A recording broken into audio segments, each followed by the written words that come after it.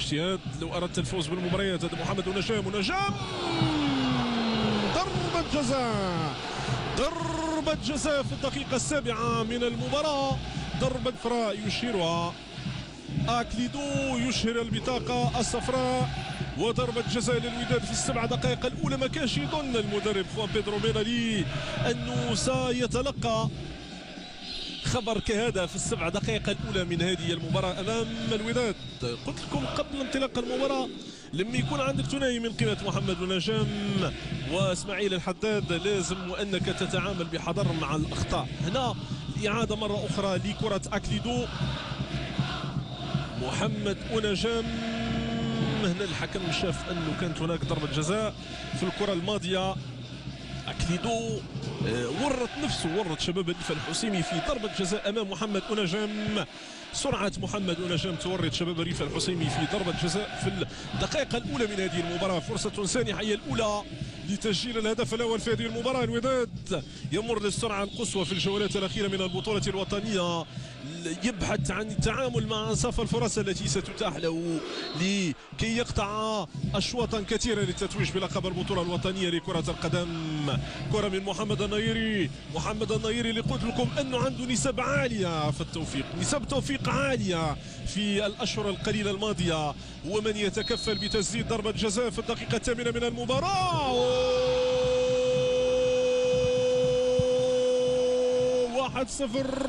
1-0 نتيجة المباراة في حدود الدقيقة 8. الوداد يتقدم في النتيجة بهدف ل0 أمام شباب الريف الحسيمي. تصبح النتيجة 1-0. الوداد الذي يتمكن من تسجيل الهدف الأول في وقت صعب من المباراة أمام شباب الريف الحسيمي الذي كان يبحث عن تعامل بحذر مع مباراة منغومة اليوم أمام الوداد. ياسين بوسليم الذي أعلن عن ضربة جزاء شاف هو على أنها كانت ضربة جزاء سليمة في الدقيقة 8 من هذه المباراة.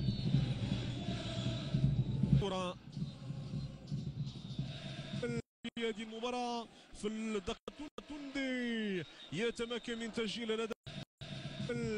بابا توندي يتمكن من تسجيل الهدف الثاني في هذه المباراة في الدقيقة الثانية من الوقت بدل الضائع. هدف صعيب على شباب الريف الحسيمي واللي جاء في الثواني الأخيرة من الجولة الأولى من هذه المباراة. تصبح النتيجة 2-0. الوداد في القمة في الرياضة. الريف الحسيمي طيلة دقائق هذه المباراة. اسماعيل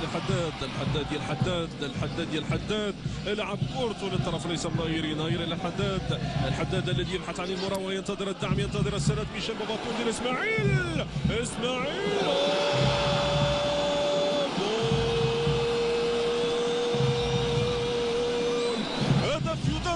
هدف يدرس في أكاديميات كرة القدم، هدف يدرس بالمسطرة والقلم. نعم، الوداد يتمكن من تسجيل واحد من أجمل أهداف هذه السنة.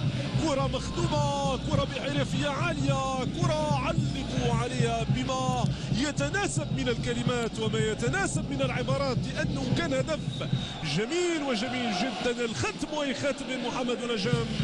هنا الإعادة يا سادة بلمسة للنايري. اسماعيل الحداد المراوغة في مكانها في زمانه ومكانها بلمسة هذا المر 1-2. بابا توندي بالمسطرة لعبالو وضعها من جديد بقلم جميل، بقلم مبدع يدون محمد ونجام هدف ثالث في هذه المباراة. تصبح النتيجة يا سادة يا كرام 3-0. المسجل هذا المرة محمد ونجام. 50 دقيقة الوداد كان أفضل هجوميا. مشات كرة تجاه إسماعيل الحداد. هذه لمسة بابا يا بابا توندي سجل هدف رابع في المباراة للوداد. تصبح النتيجة 4-0. قلت لكم شباب ريشيل بابا توندي واللوحة وهي لوحة في المدرجات. اللوحة تكتسي لونا أحمر في مدرجات الأبشيكو، وجماهير الوداد واثقة الخطى تمشي وراء ناديها. وليد الكرتي يسجل الهدف الخامس في هذه المباراة. وليد يوقع على الشهادة الخامس، يختم بالخامس في هذه المباراة. الوداد متفوق 5-0 أمام شباب الريف الحسيمي. خماسية بالتمام والكمال.